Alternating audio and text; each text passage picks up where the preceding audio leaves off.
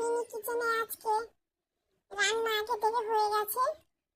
আজকে পরিবেশন করছি, সবাই একটু দেখবে।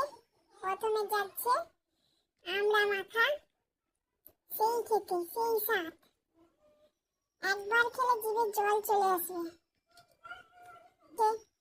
মজার চাটনি, সেই খেতে। তারপরে যাচ্ছে বান্নি শাকের বড়া, তারপরে যাচ্ছে শাকের তরকারি,